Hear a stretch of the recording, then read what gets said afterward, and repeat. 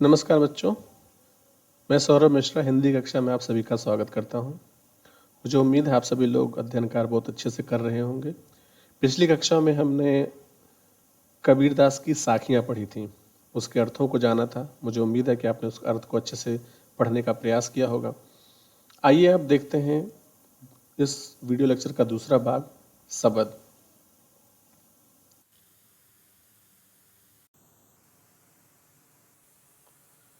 शब्द, जैसा कि शब्द शब्द आप समझ पा रहे होंगे, शब्द का ही अभ्रंश रूप है। शब्द यानी कबीरदास द्वारा कहे गए शब्द। तो पहला पद जो है देखते हैं। पहले पद में कबीरदास कहते हैं, मोको कहाँ ढूंढे बंदे, मैं तो तेरे पास में। ना मैं देवल ना मैं मस्जिद, ना काबे कैलाश में। ना तो कौनो क्रिया कर्म में, ना ही योग बैराग में। खोजी होए तो तुरते मिली हो, पल भर की तलाश में। कहे कबीर सुनो भई साधो, सब श्वासों की श्वास में। सिंपल सा है। इस दोहे को अगर आप थोड़ा सा ध्यान से पढ़ेंगे तो पूरा मतलब समझ में आ जाएगा। कहते हैं, मोको कहाँ ढूंढे बंदे। मोको मतलब मुझको, कहाँ ढूंढता है हे इंसान, बंदे मतलब इंसान। मैं तो तेरे पास में, मैं तो तेरे पास ही हूं, मुझे तुम कहाँ ढूंढते हो। मुझे कौन है? ईश्वर, परमात्मा। परमात्मा कहता है, मुझे तुम कहाँ ढूंढते हो, मैं तो तेरे पास में ही हूं, यानी तेरे अंदर ही हूं। ना मैं देवल में, ना मैं देवघर में हूँ, यानी देवता का जो घर है मंदिर उसमें हूँ। ना मैं मस्जिद, और ना ही मैं मस्जिद में हूँ। ना काबा और ना कैलाश। ना काबा, ये मैंने पहले दोहे में आपको बताया था कि काबा एक मुसलमानों का पवित्र स्थान है और कैलाश भी हिंदुओं का पवित्र स्थान है। तो ना वो मंदिर में है, ना मस्जिद में है, ना काबा में है और ना कैलाश में है। ना तो कौनो क्रियाक्रम में, और ना ही मैं किसी क्रियाक्रम में हूँ, मतलब किसी तरह के जो परफॉर्मिंग होती है पूजा पाठ की, या नमाज या अरदास या प्रेयर, जो भी क्रियाकर्म होता है अलग अलग धर्मों के अनुसार में, मैं उसमें भी नहीं हूँ। ना ही योग वैराग में, और ना योग में हूँ और ना वैराग्य में हूँ। वैराग्य का तात्पर्य होता है कि सब कुछ छोड़ देना और केवल ईश्वर का भजन करना, उसे वैराग्य कहते हैं। खोजी हो तो तुरंत मिली हो। अगर आप खोजी हैं, खोजने वाले हैं, खोजी मतलब खोजने वाले, यदि आप खोजने वाले हैं तो तुरंत मिली हो, तो तुरंत मिल जाऊंगा। पल भर की तलाश में, तो पल भर आप तलाश करेंगे और मैं मिल जाऊंगा। अगर आप खोजने वाले, वास्तव में आप चाहते हैं कि मैं ईश्वर से मिलना चाहता हूं, तो आप पल भर में उससे मिल जाएंगे। लेकिन उसके अंदर, उसके लिए आपके हृदय में खोजने की भावना होनी चाहिए। और कहते हैं, कहे कबीर सुनो भाई साधो। कबीरदास जी कहते हैं, हे साधुओं सुनो, हे संतजन, हे अच्छे लोग सुनो, सब श्वासों की श्वास में। मैं यानी ईश्वर जो है वो श्वासों की श्वास में, यानी जो आपके सांसें हैं जो आप ले रहे हैं, जिससे आप जिंदगी को महसूस कर रहे हैं, ईश्वर उसमें विद्यमान है। तो इस पूरे शब्द का, यानी पूरे पद का कहने का तात्पर्य यह है कि ईश्वर अपने आप के लिए आपसे कह रहा है कि मैं किसी आडंबर में नहीं हूं, मैं किसी पूजा पाठ के स्थान पर नहीं हूं, मैं किसी नमाज या अरदास के स्थान पर नहीं हूं, मैं ऐसी कहीं पर जगह पर नहीं हूं जहां पर केवल आडंबर ही देखने को मिलता है। मैं तो निश्चित रूप से बिना किसी भेदभाव के आपके मन में, आपके हृदय में, आपके सांस में बसता हूं। यदि आप खोजना चाहेंगे, आपके हृदय में खोजने की जिज्ञासा होगी, तो मैं तुरंत मिल जाऊंगा।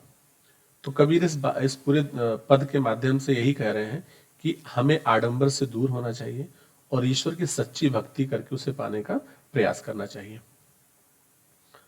आगे देखते हैं।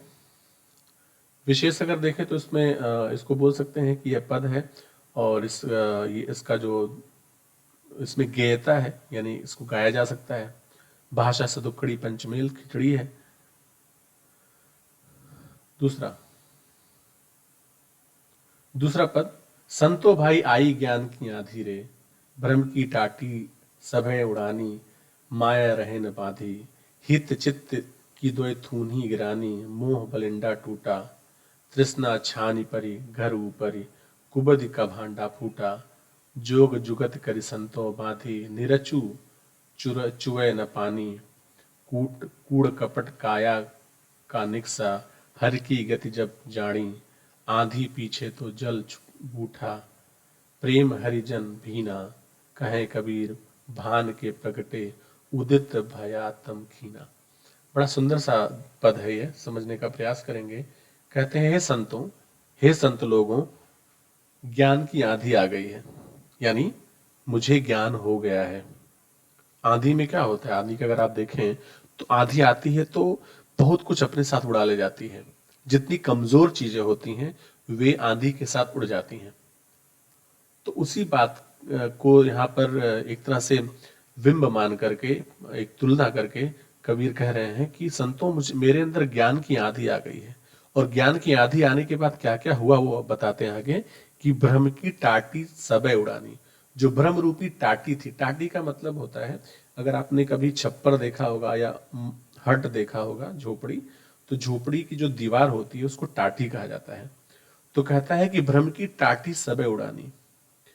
जो भ्रम रूपी टाटी थी, जो भ्रम रूपी दीवार थी, वो उड़ गई है। माया रहे न बांधी। अब माया से वो बधी नहीं है, यानी उस टाटी को, उस दीवार को बांधने के लिए किसी की जरूरत, रस्सी की जरूरत होगी, तो अब रस्सी नहीं है, वो भी उड़ गई है। माया से वो बधी नहीं है। कहते हैं हित चित्त की दो थूनी गिरानी। थूनी यानी पोल कह सकते हैं आप, जिसपे वह छप्पर रखा गया, वो जो झोपड़ी रखी गई है। दो मतलब दो, हित और चित्त, यानी लाभ हानि की जो दो थूनियां थी वो गिर गईं। मोह बलिंडा टूटा। और मोह का जो बलिंडा, बलिंडा का मतलब होता है बीम, या जिस पर ये दोनों क्या हो गए, थूनी जो है, ये थूनी को समझने का प्रयास कीजिए। थूनी जो है वो दोनों वर्टिकल में, जैसे आप कह सकते हैं पिलर, ऐसा है। और बलिंडा जो है ये बीम है, जो छत के नीचे लगाई जाती है। तो कहा कि लाभ और हानि की जो दो थूनियां थी, जो जो दो आधार थे, वो टूट गए और उस पर से गिर गए। और मोह का बलिंडा भी टूट गया, यानी जो मेरे अंदर मोह था वह भी चला गया। तृष्णा छानी परी घर ऊपरी, कुबिद का भांडा फूटा। आगे कहते हैं, यहाँ पे देखिए सब पूरा रूपक अलंकार से संबंधित है। ये पूरा हर एक को रूपक उन्होंने रूपक से संबोधित कर दिया है। तृष्णा छानी परी घर ऊपर। तृष्णा की जो छानी थी, छानी का मतलब होता है जो ऊपर की छत है, ठीक है, झोपड़ी की जो छत उसको छानी बोलते हैं। तो तृष्णा रूपी जो छानी थी वो घर ऊपर, वो भी घर से उड़ गई। कुबुद्धि का भांडा फूटा, और जो मेरे अंदर कुबुद्धि थी उसका भी भांडा फूट गया, यानी वह भी जाती रही। जोग जुगति करी संतों बाधी, निर्चू चुए न पाड़ी। हे संतों, मैंने जोर, बहुत ही जोग जुगत करके, बहुत ही बहुत ही अच्छे तरीके से व्यवस्था करके मैंने उसको बांधा था। निर्चू चुए न पाड़ी, कि जिससे कोई पानी नीचे ना, मतलब टपके नहीं पानी। जो मैंने ये पूरा बनाया था, जो झोपड़ी बनाई थी, वो कैसे बनाई थी, बहुत ही बहुत ही जोग से, बहुत ही ध्यान से बनाया था, व्यवस्था से बनाया था, कि उससे पानी ना चूहे, उससे पानी ना नीचे टपके। कूट कूड़ कपट काया का निकसा, हरि की गति जब जाड़ी। लेकिन काया से जो कूट कपट था वो सब निकल गया। जो भी कपट था, जो भी दोष था, जो भी नकारात्मक भावनाएं थी, सब निकल गई। कैसे निकल गई, जब हरि की गति जानी।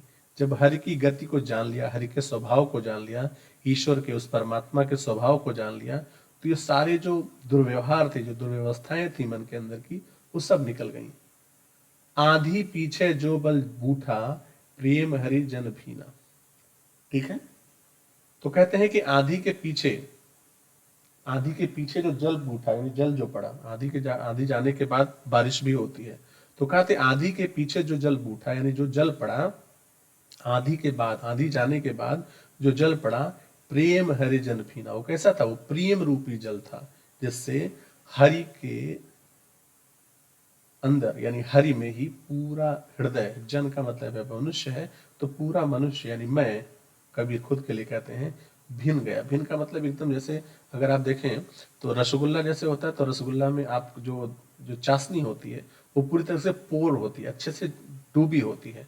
वैसे ही प्रेम रूपी चाशनी में कबीर पूरी तरीके से डूब गए हैं। किसकी प्रेम रूपी चाशनी में, हरि की प्रेम रूपी चाशनी में। तो हरि के प्रेम रूपी जल में पूरी तरीके से भिन गए हैं, यानी पूरी तरीके से डूब गए हैं। कौन, कबीर। कहे कबीर भान के प्रकटे, उदित भया तम खीना। कबीरदास जी कहते हैं कि भान के प्रकटे, भान का मतलब यहाँ पे सूरज है, तो भानु के प्रकट होने से यानी ज्ञान रूपी प्रकाश के प्रकट होने से भया तम खीना, जो तम था, जो अज्ञानता का अंधकार था, वह समाप्त हो गया, वह चला गया। तो इस तरह से पूरे इस पद में रूपक अलंकार का प्रयोग हुआ है, भाषा सतुक्कड़ी है और यह एक शब्द है यानी पद है। तो विशेष में आप इन शब्दों को आप लिख सकते हैं। इसको वापस सुनने का प्रयास करिएगा, हर एक शब्द यहाँ पर रूपक है। हितिचित, थूनी, मोह, बलिंडा सब रूपक है, एक सामान्य रूप से और दूसरा मतलब विशेष रूप से, जिसके प्रति कबीर अपना भाव रखना चाह रहे हैं। तो इस तरह से इसका दूसरा भाग भी समाप्त होता है। अब इसके प्रश्न अभ्यास ये हम देखेंगे। प्रश्न अभ्यास का जो उत्तर है वो आपको मैं गूगल क्लासरूम पे भेज दूंगा, वहां से आप लिख लीजिएगा, उसके भावार्थ लिख लीजिएगा। यहाँ पे प्रश्नों में देखें तो ये सारे साखी से प्रश्न हैं, ये शब्द के प्रश्न हैं, फिर इनकी रचना, अभिव्यक्ति, भाषा अध्ययन, तत्सम रूप जान लीजिए क्या होता है। तत्सम का मतलब होता है जो संस्कृत के समान हो, तत् मतलब उसके, सम मतलब समान, उसके समान यानी संस्कृत के समान। तो पक्ष और अपक्ष यानी विपक्ष, अनत, जोग, इन सब का रूप भी मैं आपको भेज दूंगा।